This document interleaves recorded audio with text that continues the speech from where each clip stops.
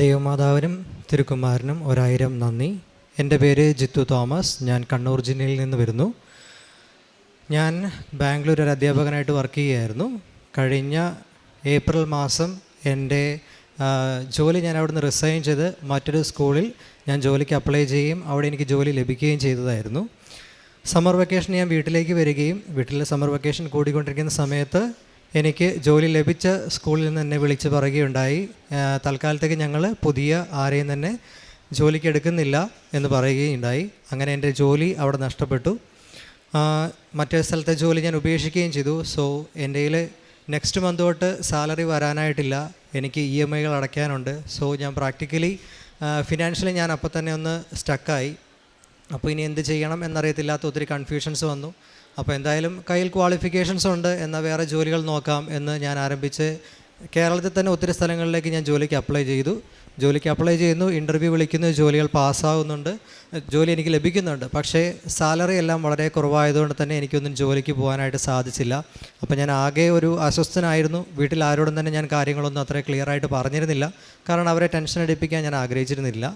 അതുകൊണ്ട് തന്നെ ഞാൻ ഒത്തിരി കാര്യങ്ങൾ എൻ്റെ കയ്യിൽ നിന്ന് തന്നെ എൻ്റെ വഴി തന്നെ ഞാൻ നടത്താൻ വേണ്ടി ശ്രമിച്ചുകൊണ്ടേയിരുന്നു. അങ്ങനെ ഇരിക്കുന്ന സന്ദർഭത്തിലായിരുന്നു എൻ്റെ ഒരു സുഹൃത്ത് എന്നോട് പറഞ്ഞു, പുറത്തോട്ട് പോകാൻ വേണ്ടി എന്നോട് നോക്കിക്കൂടാ എന്ന്, അങ്ങനെ ട്രൈ ചെയ്യാൻ വേണ്ടി പറഞ്ഞു. പോകാൻ എനിക്ക് ആഗ്രഹമുണ്ടായിരുന്നെങ്കിലും ഞാൻ അതിന് മുൻപേ പലപ്പോഴും ശ്രമിച്ചിരുന്നതുകൊണ്ട് 2021 ഞാൻ 2 തവണ കാനഡയ്ക്ക് അപ്ലൈ ചെയ്ത് 2 തവണ ഞാൻ റിജക്ഷൻ മേടിച്ചതാണ്.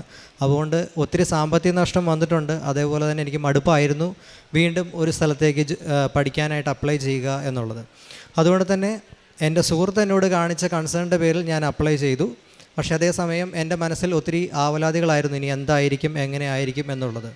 വീട്ടുകാരെല്ലാം എല്ലാ ദിവസവും പള്ളിയിൽ പോകുന്നതോടൊപ്പം ഞാനും പള്ളിയിൽ പോകാൻ പതുക്കെ ആരംഭിച്ചു. ഇങ്ങനൊരു ബുദ്ധിമുട്ടൊക്കെ ആയി തുടങ്ങിയപ്പോൾ അങ്ങനെ ഇരിക്കുന്ന സന്ദർഭത്തിൽ മനസ്സിൽ എപ്പോഴോ ഉടമ്പടി എന്നൊരു വാക്ക്, ഞാൻ പള്ളിയിൽ കഴിഞ്ഞ് തിരിച്ച് വീട്ടിലെത്തിയപ്പോൾ എനിക്ക് അങ്ങനെ വാക്ക് പലതവണ ആവർത്തിച്ച് എൻ്റെ മനസ്സിൽ വരികയുണ്ടായി. പക്ഷേ അതെന്താണെന്നോ എങ്ങനെ ആയിരിക്കണം എന്ന് എനിക്കറിയില്ല. ഞാനത് മനസ്സിൽ വെച്ചു. ഞാനൊന്നിനെ അതിനെക്കുറിച്ച് വലിയ ബോധേഡായില്ല. പക്ഷേ ഞാൻ വാട്സപ്പിൽ സ്റ്റേറ്റസ് കണ്ടുകൊണ്ടിരിക്കുന്ന സമയത്ത് എൻ്റെ ഒരു ചേട്ടൻ, അച്ഛനാണ്, ആളുടെ സ്റ്റാറ്റസ് ഞാൻ കണ്ടു. അന്നത്തെ സ്റ്റാറ്റസിൽ ഉടമ്പടി ധ്യാനത്തിൻ്റെ ലിങ്ക് അച്ഛൻ ഷെയർ ചെയ്തിട്ടുണ്ടായിരുന്നു. അപ്പോൾ ഞാൻ ആളെ കോൺടാക്റ്റ് ചെയ്തു, ഇതെന്താ സംഭവം, കാര്യങ്ങളെക്കുറിച്ച് അറിഞ്ഞു. അപ്പം അച്ഛൻ എൻ്റെ അടുത്ത് ഡീറ്റെയിൽ ആയിട്ട് കാര്യങ്ങളൊക്കെ പറഞ്ഞു തന്നു. ഒപ്പം എന്നെ വാൺ ചെയ്യുകയും ചെയ്തു, നിനക്ക് പറ്റത്തില്ലാത്ത പരിപാടിയാണ്, നീ ഇതിനു വേണ്ടി പോകരുത്. എൻ്റെ സ്വഭാവ രീതികൾ അറിയാവുന്നതുകൊണ്ട് അച്ഛൻ കുറേ പറഞ്ഞു, നീ ഇതെടുക്കണ്ട, നീ ഇതിനു വേണ്ടി പോകരുത്, നിനക്കത് വലിയ ബുദ്ധിമുട്ടാകും, നീ അത് ചെയ്യരുത് എന്ന്. നിനക്ക് അത്രയ്ക്ക് ആഗ്രഹമുണ്ടെങ്കിൽ മാത്രം ഇതിനു വേണ്ടി ഇറങ്ങിയാൽ മതി, അല്ലാണ്ട് നീ പോയി പണി മേടിക്കരുത് എൻ്റെ അടുത്ത് പറഞ്ഞു. അപ്പോൾ ഞാനും ഒരു മടി കാണിച്ചു. പക്ഷേ എനിക്ക് പോയി ചെയ്യണം, പ്രാർത്ഥിക്കണം എന്ന് എനിക്ക് ആഗ്രഹം ഉണ്ടായിരുന്നെങ്കിലും പത്രം കൊടുക്കണം എന്നുള്ളൊരൊറ്റ കൺസേൺ വെച്ച് ഞാനത് വേണ്ടാന്ന് വെച്ചു. കാരണം ഞാൻ ഒത്തിരി ട്രോളുകൾ കണ്ടിട്ടുണ്ട് പത്രം കൊടുക്കുന്നത് വെച്ച് തന്നെ. അപ്പോൾ അതുകൊണ്ട് എനിക്കത് കൊടുക്കാനുള്ള താല്പര്യം ഇല്ലായിരുന്നു. അതുകൊണ്ട് ഞാൻ പറഞ്ഞു, ഇല്ല, ഞാൻ ഓൺലൈനിൽ എടുത്തോളാം, ഓൺലൈൻ ഉടമ്പടി എടുത്തോളാം, അതാണ് ലാഭം. വെറുതെ അവിടം വരെ പോകുകയും വേണ്ട, പത്രം കൊണ്ട് കൊടുക്കുകയും വേണ്ട, ആരും അറിയത്തുമില്ല എന്നുള്ള കൺസേണിൽ ഞാൻ പറഞ്ഞു, ഞാൻ ഓൺലൈൻ ഉടമ്പടി എടുത്തോളാം എന്ന് പറഞ്ഞു. അങ്ങനെ ഞാൻ ഓൺലൈൻ ഉടമ്പടി എടുത്തു. മെയ് 1 തീയതി ഞാൻ ഓൺലൈൻ ഉടമ്പടി എടുത്ത് പ്രാർത്ഥിക്കാൻ തുടങ്ങി. അത് വണക്കമാസക്കാലമായിരുന്നു. അപ്പോൾ അതുകൊണ്ട് പ്രാർത്ഥനയിൽ കുറേ ഞാൻ സമയം ചിലവഴിക്കാൻ തുടങ്ങി. പ്രാർത്ഥിക്കാൻ തുടങ്ങിയപ്പോൾ തന്നെ എൻ്റെ മനസ്സിൽ ഒത്തിരി അസ്വസ്ഥതകൾ കുറഞ്ഞു തുടങ്ങി. അപ്പോഴത്തേക്ക് ഞാൻ കുറച്ച് സന്തോഷിക്കാൻ തുടങ്ങി. മനസ്സുകൊണ്ട് എനിക്ക് അസ്വസ്ഥതകൾ മാറിയപ്പോഴത്തേക്ക് ഞാൻ കുറച്ച് സന്തുഷ്ടനായി. പക്ഷേ എനിക്കൊരു സാറ്റിസ്ഫാക്ഷൻ കിട്ടി തുടങ്ങിയിട്ടില്ല.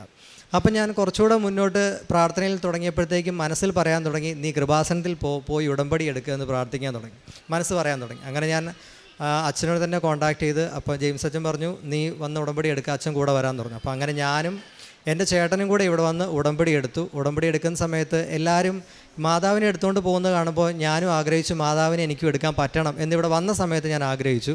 പക്ഷേ അവിടെ ഫ്രണ്ടിലത്തെ ഓഡിറ്റോറിയത്തിന് അവിടെ പോയി നിന്ന സമയത്ത് എനിക്ക് ഭയങ്കര സന്തോഷമാണ്. ഇവിടെ വന്ന് കയറിയപ്പോൾ തൊട്ട് എൻ്റെ മനസ്സിലെ പ്രശ്നങ്ങളെല്ലാം എന്തോ സോൾവ് ആയി എന്നൊരു തോന്നലായിരുന്നു എനിക്ക്.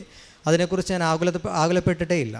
പക്ഷേ അവിടെ നിൽക്കുന്ന സമയത്ത് ഞാൻ പ്രാർത്ഥിച്ചു, എനിക്ക് മാതാവിനെ എടുക്കണ്ട, എൻ്റെ ചേട്ടൻ എടുത്തോട്ടെ എന്ന് ഞാൻ പ്രാർത്ഥിച്ചു. അത് ഞാൻ പ്രാർത്ഥിച്ചതുപോലെ തന്നെ നടന്നു. ചേട്ടൻ മാതാവിനെ എടുക്കുകയും ഞാൻ കുട പിടിച്ച് ചേട്ടൻ്റെ കൂടെ നിൽക്കുകയായിരുന്നു ചെയ്തത്. അതിനുശേഷം ഞാൻ എൻ്റെ നിയോഗം വെച്ചതിനകത്ത് ഞാൻ ആദ്യം വെച്ചൊരു നിയോഗം തന്നെ ആയിരുന്നു, എനിക്ക് വിദേശ പഠനത്തിനായി പുറത്തു പോകാൻ സാധിക്കണം എന്നുള്ള കാര്യം. മുമ്പ് തടസ്സങ്ങൾ വന്നിട്ടുണ്ട് എന്നുള്ളതുകൊണ്ട് എനിക്ക് യാതൊരു പ്രതീക്ഷയും ഇല്ലാതെ ഞാൻ വെച്ചൊരു കാര്യമായിരുന്നു. പക്ഷേ ഉടമ്പടിയിൽ വെച്ചു, നിയോഗം വെച്ച് പ്രാർത്ഥിക്കാൻ തുടങ്ങിയതിന് ശേഷം എനിക്ക് ഒരു യൂണിവേഴ്സിറ്റിയിൽ നിന്ന് അൺകണ്ടീഷണൽ ഓഫർ ലെറ്റർ കിട്ടി. അതിന് മുന്നേ വരെ എനിക്ക് കിട്ടിക്കൊണ്ടിരുന്ന എല്ലാം കണ്ടീഷണൽ ഓഫർ ലെറ്റർ ആയിരുന്നു. അതിൻ്റെ കാരണം എന്നാന്ന് വെച്ച് കഴിഞ്ഞാൽ ഞാൻ IELTS മുന്നേ എഴുതിയതാണ്, അത് എക്സ്പയർഡ് ആയിട്ടുണ്ടായിരുന്നു. പിന്നെ ഞാൻ +2 പാസ്സായത് 2012 സോ 12 ഇയേഴ്സ് കഴിഞ്ഞു. അപ്പോൾ അതുകൊണ്ട് തന്നെ ഒരുവിധപ്പെട്ട യൂണിവേഴ്സിറ്റികളൊന്നും അത് അക്സെപ്റ്റ് ചെയ്യില്ല. സോ വീണ്ടും ഞാൻ IELTS എഴുതണം. സോ IELTS എഴുതാൻ എൻ്റെ കയ്യിൽ പൈസയില്ല. അപ്പോൾ ഞാൻ മാതാവിൻ്റെ അടുത്ത് പറഞ്ഞു, എനിക്ക് വിധിച്ചതാണെങ്കിൽ എനിക്ക് തരണം, അതല്ലാന്നുണ്ടെങ്കിൽ ഓക്കെ കുഴപ്പമില്ല എന്ന് പറഞ്ഞു. ഞാൻ എന്തായാലും എൻ്റെ കയ്യിലുള്ളതേ ഞാൻ വെക്കുന്നുള്ളൂ. IELTS എഴുതിയെടുക്കാനുള്ള പൈസ എൻ്റെ കയ്യിലില്ല. പക്ഷേ IELTS എഴുതാനുള്ള കോൺഫിഡൻസ് എനിക്കുണ്ടായിരുന്നു. കാരണം ഞാൻ IELTS പഠിപ്പിച്ചുകൊണ്ടിരുന്ന ഒരാളായിരുന്നു 2 വർഷമായിട്ട്. അപ്പോൾ അതുകൊണ്ട് എഴുതാനുള്ള കോൺഫിഡൻസ് ഉണ്ടായിരുന്നെങ്കിലും എൻ്റെ പൈസയില്ല, അതുകൊണ്ട് ഞാൻ ഇതേ വെക്കത്തുള്ളൂ എന്ന് ഞാൻ പറഞ്ഞ് പ്രാർത്ഥിച്ചു. എന്നിട്ട് എനിക്ക് അൺകണ്ടീഷണൽ ഓഫർ ലെറ്റർ കിട്ടുകയും ചെയ്തു. അപ്പോൾ വേറെ ഒന്നും ഞാൻ പ്രൊസീഡ് ചെയ്തില്ല. വേറെ ഞാൻ ഇഷ്ടപ്പെട്ട യൂണിവേഴ്സിറ്റികളിൽ പോലും ഞാൻ അവിടുന്ന് കിട്ടിയ കണ്ടീഷണൽ ഓഫർ ലെറ്ററുമായിട്ട് ഞാൻ പ്രൊസീഡ് ചെയ്തില്ല. കിട്ടിയ അൺകണ്ടീഷണൽ ഓഫർ ലെറ്റർ വെച്ച് തന്നെ ഞാൻ പ്രൊസീഡ് ചെയ്തു. അങ്ങനെ മുന്നോട്ട് പോകുന്ന സമയങ്ങളിൽ എല്ലാ കാര്യങ്ങളും ക്ലിയറായി വന്നു. പിന്നെ എനിക്ക് വേണ്ടത് ഫണ്ടിങ് ആയിരുന്നു. എൻ്റെ കയ്യിൽ പ്രാക്ടിക്കലി 0 ആയിരുന്നു എമൗണ്ട്. എനിക്ക് ഇതിനു വേണ്ടി എടുക്കാനായിട്ട് എൻ്റെ കയ്യിൽ ഒരു പൈസ ഇല്ലായിരുന്നു. അങ്ങനെ പ്രാർത്ഥിച്ച് ഞാൻ ബാങ്കിലേക്ക് പ്രോസസ്സ് ഞാൻ സ്റ്റാർട്ട് ചെയ്യാൻ വേണ്ടി ബാങ്കിലേക്ക് ചെന്നു. മുന്നേ എനിക്ക് കാനഡയ്ക്ക് വേണ്ടി ഞാൻ ലോൺ തരത്തില്ല എന്ന് പറഞ്ഞ അതേ ബാങ്കിൽ ഞാൻ കയറുമ്പോൾ ഞാൻ ഉപ്പിട്ട് പ്രാർത്ഥിച്ചിട്ടാണ് ഞാൻ ബാങ്കിലേക്ക് കയറുന്നത്. കയറിയ പാടെ തന്നെ മാനേജർ എൻ്റെ അടുത്ത് പറഞ്ഞു ലോൺ സാങ്ഷനാക്കി തരാമെന്ന് പറഞ്ഞു. അങ്ങനെ അത് വേഗം തന്നെ എല്ലാ ഡോക്യുമെൻറ്റ്സും ക്ലിയറാക്കി എനിക്ക് ലോൺ സാങ്ഷനായി കിട്ടുകയും ചെയ്തു. പിന്നീട് ഞാൻ എല്ലാ ആപ്ലിക്കേഷൻസും വെച്ച് കഴിഞ്ഞപ്പോഴത്തേക്കും എൻ്റെ ഒന്നാമത്തെ ഉടമ്പടിയുടെ 90 ദിവസം കംപ്ലീറ്റ് ആയി. പക്ഷേ എന്നാൽ ഞാൻ എല്ലാം കഴിഞ്ഞതിന് ശേഷമേ ഞാനിവിടെ വരത്തുള്ളൂ, രണ്ടാമത്തെ ഉടമ്പടി എടുക്കത്തുള്ളൂ എന്ന് ഞാൻ മാതാവിൻ്റെ അടുത്ത് പറഞ്ഞിരുന്നു. പക്ഷേ ഒരു ഡിലേ വന്നു തുടങ്ങിയപ്പോഴത്തേക്കും എനിക്കും ആകെ ഒരു കൺഫ്യൂഷൻസ് വന്നു തുടങ്ങി, ആകെ ഒരു ഡിസ്റ്റർബ്ഡായി ഞാൻ. അപ്പോൾ ജെയിംസ് അച്ഛൻ തന്നെ എൻ്റെ അടുത്ത് പറഞ്ഞു, എടാ ഉടമ്പടി കഴിഞ്ഞു, നീ പോയി രണ്ടാമത് ഉടമ്പടി പുതുക്കുക, എന്നാലേ ബാക്കി പ്രൊസീഡ് ചെയ്യാൻ പറ്റുള്ളൂ, അല്ലെങ്കിൽ ബാക്കി സ്മൂത്ത്ലി നടക്കുകയുള്ളൂ എന്ന് എൻ്റെ അടുത്ത് പറഞ്ഞു. അപ്പോൾ തന്നെ ഞാൻ വന്നു, രണ്ടാമത് ഉടമ്പടി എടുത്തു. രണ്ടാമത് ഉടമ്പടി എടുത്തു കഴിഞ്ഞ് 2 ദിവസം കഴിഞ്ഞപ്പോൾ തന്നെ എനിക്ക് എൻ്റെ ക്യാഷ് ലെറ്റർ കിട്ടി. അതിനുശേഷം 11-ാം തീയതി കഴിഞ്ഞതിന് മുമ്പത്തെ ബുധനാഴ്ച ഞാൻ VFSൽ വന്ന് എൻ്റെ ഡോക്യുമെൻറ്റ്സ് എല്ലാം സബ്മിറ്റ് ചെയ്തു. VFS കയറുന്ന സമയത്ത് ഞാൻ ഉപ്പിട്ട് പ്രാർത്ഥിച്ചിട്ട് തന്നെയാണ് കയറിയത്. ശേഷം ഇവിടെ വന്ന് പിറ്റേ ദിവസം വ്യാഴാഴ്ച ഞാൻ ഇവിടെ വന്ന് പ്രാർത്ഥിച്ചിട്ടാണ് ഞാൻ പോയത്. ഞാൻ പ്രാർത്ഥിച്ച സമയത്ത് പറഞ്ഞു, അടുത്ത ആഴ്ച എനിക്കിവിടെ വന്ന് സാക്ഷ്യം പറയാൻ സാധിക്കണമെന്നായിരുന്നു ഞാൻ പ്രാർത്ഥിച്ചത്. ഞാൻ പ്രാർത്ഥിച്ചു. പിറ്റത്തെ ആഴ്ച, അതായത് ഈ കഴിഞ്ഞ ദിവസം ബുധനാഴ്ച 17-ാം തീയതി രാവിലെ വെളുപ്പിന് 3 മണിക്ക് ഞാൻ പ്രാർത്ഥിക്കാൻ എണീക്കുമായിരുന്നു. അപ്പോൾ ഞാൻ ആ എണീക്കുന്ന സമയത്ത് നോക്കുമ്പോൾ എനിക്ക് മെയിൽ വന്നിട്ടുണ്ടായിരുന്നു, എൻ്റെ വിസ സക്സസ്ഫുള്ളായി എന്ന് പറഞ്ഞിട്ട്. ബുധനാഴ്ച തന്നെ എനിക്ക് എൻ്റെ പാസ്പോർട്ട് വിസ സ്റ്റാമ്പ് ചെയ്ത് കിട്ടുകയും ചെയ്തു. ഞാൻ വേഗം തന്നെ എൻ്റെ ബാക്കി കാര്യങ്ങൾ ചെയ്ത് ഞാൻ ഇന്ന് ശനിയാഴ്ച ഇവിടെ വന്നു. ഈ തിങ്കളാഴ്ച ഞാൻ UK ലണ്ടനിലേക്ക് എൻ്റെ പഠനത്തിനായിട്ട് ഞാൻ പോവുകയാണ്. എൻ്റെ ഇത്രയും കാര്യങ്ങൾ ചെയ്തു തന്ന ദൈവമാതാവിനും തിരുക്കുമാരനും 1000 നന്ദി. സുഭാഷിതങ്ങളുടെ പുസ്തകം 3-ാം അധ്യായം 5-6 തിരുവചനങ്ങൾ. കർത്താവിൽ പൂർണ്ണ ഹൃദയത്തോടെ വിശ്വാസമർപ്പിക്കുക, സ്വന്തം ബുദ്ധിയെ ആശ്രയിക്കുകയും അരുത്. നിൻ്റെ എല്ലാ പ്രവൃത്തികളും ദൈവവിചാരത്തോടു കൂടെ ആവട്ടെ, അവിടുന്ന് നിനക്ക് വഴി തെളിച്ചു തരും. ജിത്തു തോമസ് എന്ന ഈ മകൻ പരിശുദ്ധമ്മയുടെ തിരുസവിധത്തിൽ ഏറ്റവും സന്തോഷത്തോടും നന്ദിയോടും കൂടി ജീവിതത്തിന് ലഭിച്ച എല്ലാ നന്മകളെയും സാക്ഷ്യപ്പെടുത്തി ദൈവനാമത്തെ മഹത്വപ്പെടുത്തുകയാണ്.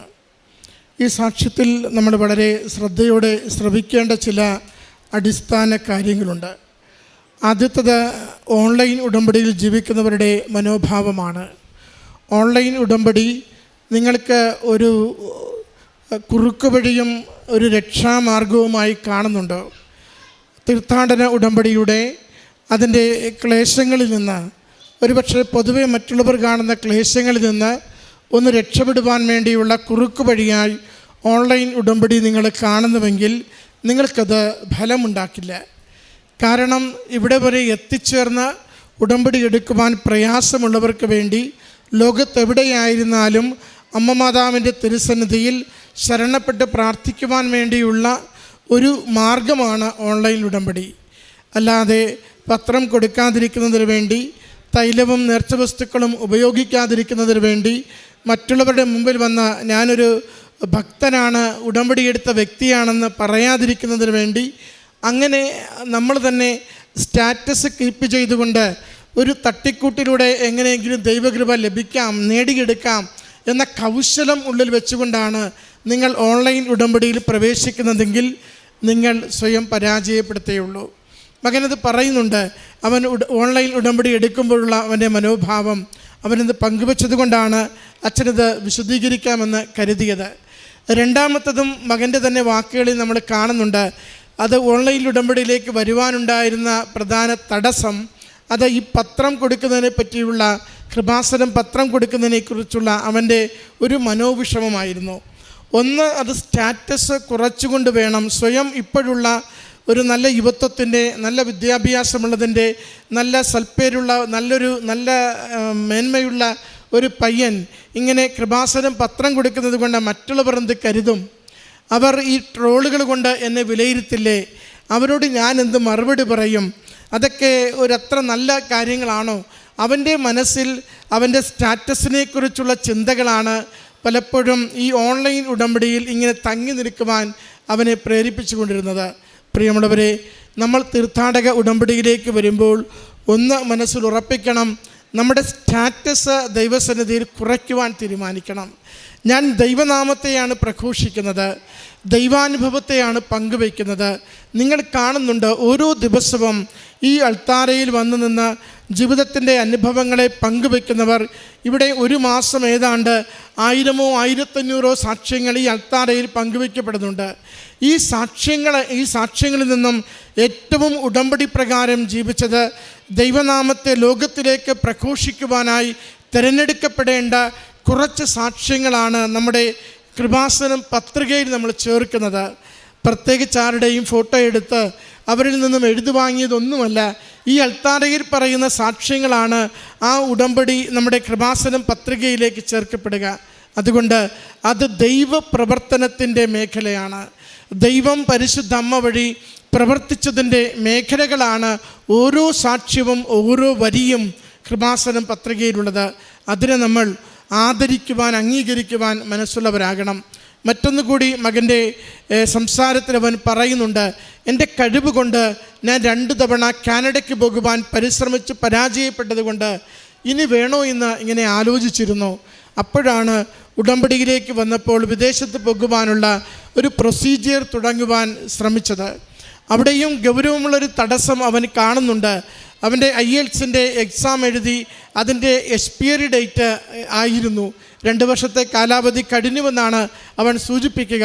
അതിനെ ഉൾക്കൊള്ളുന്ന ഇടത്ത് ഒരു പ്രവേശനം കിട്ടണം. നമ്മൾ ദൈവത്തോട് വിശ്വസ്തതയുള്ളവരാണെങ്കിൽ ദൈവം നമുക്ക് വേണ്ടി വഴികൾ ഒരുക്കിത്തരും. ഒരുപക്ഷെ ഒത്തിരി നിബന്ധനകളും നിർദ്ദേശങ്ങളും ഉള്ള ഒരു സാഹചര്യത്തിൽ പോലും അതിനെയൊക്കെ മായ്ച്ചുകൊണ്ട് എനിക്ക് വേണ്ടി മാത്രമുള്ള ചില വഴികൾ ദൈവം നമുക്ക് ഒരുക്കി തരുന്നത് കാണുവാനാവും. മകനത് അടുക്കി ഓരോ കാര്യവും പറയുന്നുണ്ട്. പണത്തിൻ്റെ കാര്യം, അവിടെ പഠനവും ജോലിയും സുരക്ഷിതമാകുന്ന കാര്യം, മകൻ്റെ ജീവിതത്തിൽ വന്ന പ്രയാസങ്ങളിൽ അമ്മ മാതാവിൻ്റെ കരം പിടിക്കുന്ന കാര്യം, ഓരോന്നും സൂചിപ്പിച്ചുകൊണ്ട് പറയുക, ഉടമ്പടിയോടുള്ള വിശ്വസ്തതയുള്ള ജീവിതം നമ്മുടെ ജീവിതത്തിന് ദൈവാനുഗ്രഹത്തിൻ്റെ വഴിയൊരുക്കുന്ന ജീവിതമാണ്. അതുകൊണ്ട് ഉടമ്പടിയിലായിരിക്കുന്നവർ അത് കൂടുതൽ സന്തോഷത്തോടു കൂടി ജീവിക്കുവാൻ പരിശ്രമിക്കാം. ഓൺലൈൻ ഉടമ്പടിയിലായിരിക്കുന്നവർ അത് കൗശലത്തിൻ്റെ ഉടമ്പടിയായി കൊണ്ടു നടക്കുന്നുവെങ്കിൽ പൂർണ്ണമായി തീർത്ഥാടക ഉടമ്പടിയിലേക്ക് മാറുന്നതിന് തീരുമാനിക്കുകയും വേണം. കരഘോഷത്തോടുകൂടി ഈ സാക്ഷ്യത്തെ ദൈവനാമ മഹത്വത്തിന് അമ്മ മാതാവിന് സമർപ്പിക്കാം. അത്യപൂർവ ദൈവാനുഭവങ്ങൾ ഇനി നിങ്ങൾക്കും സ്വന്തം. ഈ യൂട്യൂബ് ചാനൽ ഇതുവരെ സബ്സ്ക്രൈബ് ചെയ്തിട്ടില്ലെങ്കിൽ ഇപ്പോൾ തന്നെ സബ്സ്ക്രൈബ് ചെയ്യുക. ഈ വീഡിയോ ഇപ്പോൾ തന്നെ നിങ്ങളുടെ സുഹൃത്തുക്കൾക്ക് ഷെയർ ചെയ്തുകൊണ്ട് കർത്താവിൻ്റെ പ്രേക്ഷിതരാകുക.